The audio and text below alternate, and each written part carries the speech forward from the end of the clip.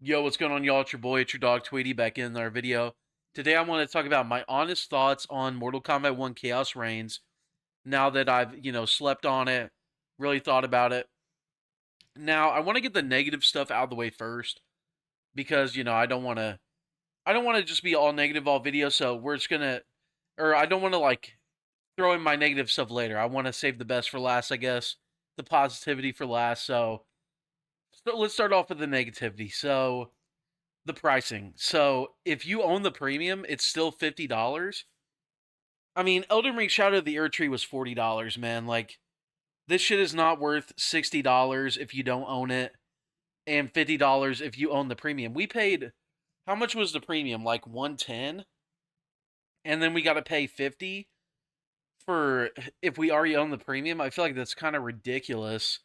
I'm sure y'all agree. And then if you don't own it, you can get all of it plus Combat Pack 1 for 60. Pretty ridiculous in my opinion. WB just trying to eke as much money they can out of people, man. Like, I'm sure there's probably people who have put like 1,000 into this game already between like the premium or like the collector's edition, the crystals, and now the DLCs. Like, it's just insane to me. Premium users, in my opinion, should be able to get the expansion for like 30. And then maybe if you don't own it, put it at 40. You know what I'm saying? Or 50. That's just my opinion. I feel like that's pretty fair. DLC. I remember a day when everyone was like, "Oh, DLC shouldn't even be $20," like stuff like that. But I feel like, if it's like a real deal expansion, it's fair to make us pay, but almost the price of a new game for like this expansion, I don't know. I don't know how I feel about that. And also the other negative point I would like to Yeah. say is I feel like Mortal Kombat writers have gotten like really like Marvel-y, and I feel like in doing that they've kind of approached the storytelling with like villains where you know they don't necessarily have like gray motives. A bit one of my favorite villains in fiction is Tywin Lannister from Game of Thrones or A Song of Ice and Fire, because like even though he's like a bad guy and from like our point of view in the story, and from his point of view, he's the hero. You know what I'm saying? Like, and he has like, if you think about the reasons he thinks he's the hero, it makes sense from like his point of view. Whereas like, Shang, like, I don't know, I don't. Shang is like Shang kind of has his reasons, but he's kind of black and white bad. Whereas Havoc is like straight up like, I just want to kill, I just want to kill. Like they need to give him some kind of backstory where I feel like we understand why he wants to be this way.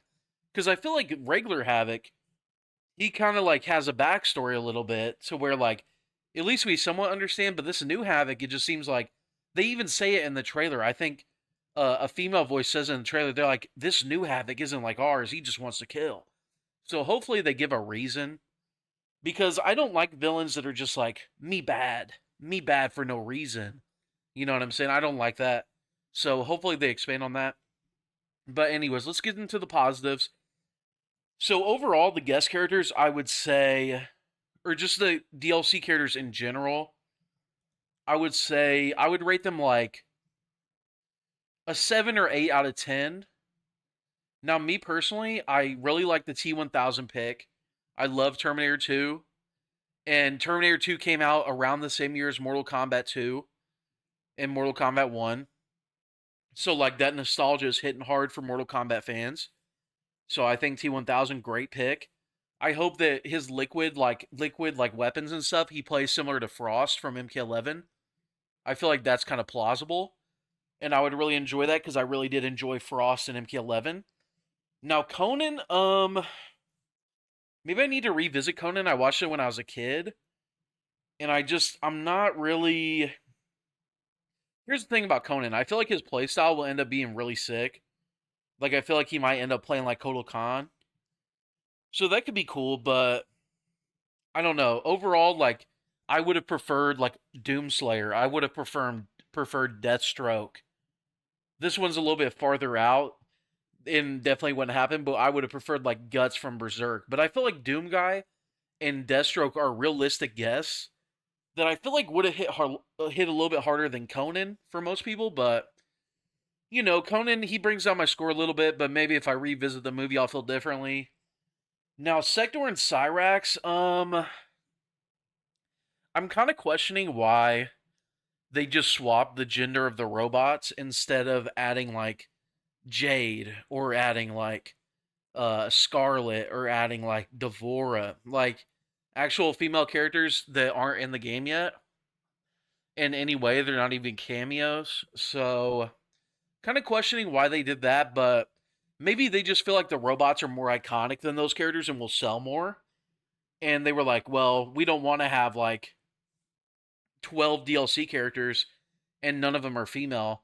So they just gender swapped the robots instead of just putting the robots in. I feel like that's probably what they did. They probably feel like the robots will outsell, characters like Scarlet. So they were just like, fuck it. Let's put the robots in, but let's gender. Alright, so Noob Saibot. I feel like Noob Saibot is kind of probably the best pick in this DLC. Besides, in my opinion, maybe T1000. He's just awesome. Like, everyone loves Noob for the most part. I feel like his new design's cool. He kind of looks like a pirate. People were saying Pirates of the Caribbean, so that's pretty cool. And it makes sense that Havoc would transform Bihan into Noob, right? Because in the story, Bihan was like very bitter, kind of a bad guy in Mortal Kombat 1. So it makes sense that Havoc would see that and like harness that energy and make him into Noob. It actually makes sense story-wise, so I kind of like how they already planted the seeds for this transformation. And Noob overall just really cool. I do feel like the gameplay they showed of him was like kind of shitty though. Let's go look at the gameplay. So he has this shadow tackle that seems to launch, and then he does a button off of it and the teleport. Teleport doesn't seem to launch. Maybe it does on meter burn. And then he has that projectile that seems to go into like a grab move, where like the shadow punches him, where he does a sweep, then the shadow punches him. First. And then that's it. That's all we got from Noob's gameplay. Whereas like, Sektor and Cyrax, we saw like crazy gameplay from them. Let's go look at theirs. So like Cyrax, she put this like, so I guess they're not trying to double up with the nets. They're only having like, because obviously Cameo Cyrax has the net. I'm assuming they're not trying to double up and have two nets. So instead they gave playable Cyrax this like kind of goo net.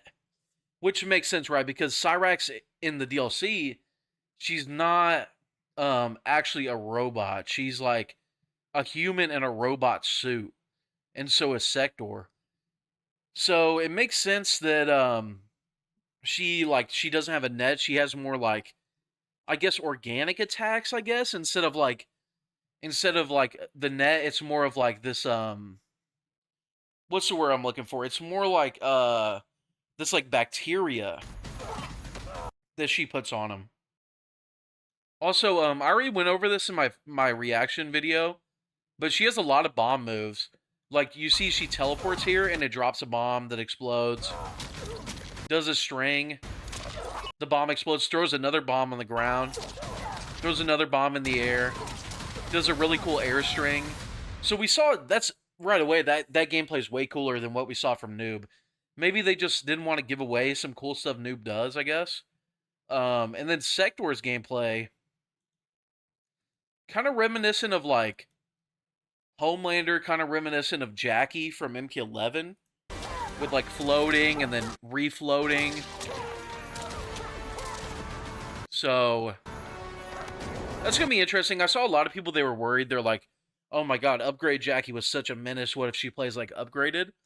But with Upblock in the game and armor, character archetypes like that are not as much of a menace as they were in, MK11 days. So it's not going to be as bad. But yeah, it looks like if you liked Upgraded Jackie, if you like Homelander, it looks like Sektor might be a pick for you. Now, the next thing I want to talk about was the story. So the story is, again, like Titan Havoc. Like, I really want to know like what his motivation is. I want to know why Sektor and Cyrax seem to be crashing Scorpion's wedding. Seems like they're bitter towards him, like starting the Shirai Ryu, I guess. Yeah, this scene right here. It disgusts me. Oh, you've corrupted the Lin Kuei. Make no mistake, we are here because of your treachery. Yeah, and Scorpion right there, he's in his wedding suit. Make no mistake, we are here because of Me. Yeah, that suit right there, or that costume. So if you go to the end here, yeah, it's wedding Scorpion. So I guess this is his wedding. And I guess there was a leak that said Scorpion would be at his wedding and it would get crashed. So I guess he's at his wedding with whoever, Harumi maybe, and then the robots crash it. And not really sure what their motivation is. Maybe like they're gonna at first be against the Shirai Ryu and Raiden and all that, but then they're gonna team up to fight Havoc towards the end. I feel like Scorpion is gonna have a big role to play in the story, especially with like, you know, the three characters that are being introduced are very connected to him, right? Like the Lin Kuei robots, Bihan becoming Noob, him fighting Bihan in that like galactic looking stage. So Scorpion is definitely going to be a focal point in the story. And also we see like Titan Havoc, he's very strong. Like he's whooping on Liu Kang and Raiden and someone else. And Kung Lao, yeah. Yeah, Kung Lao just gets fucking tossed to the side. So yeah, Titan Havoc seems buff. It looks like he's also got all the Chaos Emeralds from Sonic the Hedgehog. If you see like this scene, I think it's over here. Yeah, he's got all the Chaos Emeralds from Sonic the Hedgehog, which I assume are like Kami Dogus from all the realms or something like that. Or what's the thing in Gearus' chest? Is that the Kami Dogu? Because I think he took that from Gearus. Because if you look earlier in the trailer, I'm not sure where it's at exactly. I think it's up here. Is it here? Maybe we'll just have to... Let's watch from here. I think I'll see it. Let's just watch from here. There's a part where, like, he's extracting that from Gearus. The future is chaos. Alright, we see Noob come in. All must embrace it. Okay, Noob fighting this random dude. I think that's like Sub-Zero from another timeline that he's fighting. Yeah, so you see Gearus is tied up here. And like the yellow thing on Gearus' chest, that seems to be like one of the Chaos Emeralds that Havoc has on his chest. So I assume he collected those from Gearus's from all the timelines, maybe. So yeah, pretty cool. There was another thing in my notes I wanted to talk about, I think. No, that was basically it. So that's basically all I want to talk about. Let me know what y'all think about Khaos Reigns in the comments down below. I think it's pretty cool. I think it is overpriced. If I was a casual, I would wait until like Christmas for like a discount to where it's like $20. But obviously I'm a hardcore player. I'm a streamer, YouTuber of the game. So I will be, you know, buying it, whatever. And I'm really excited. We did see also one thing that's really cool. Also, animalities are awesome. Those are really cool. I like those. We saw, so Kombat Pack 2 on release, we're getting Cyrax, Sektor, and Noob all at once. And then the guests come later. And I believe it said, did it say the release date somewhere?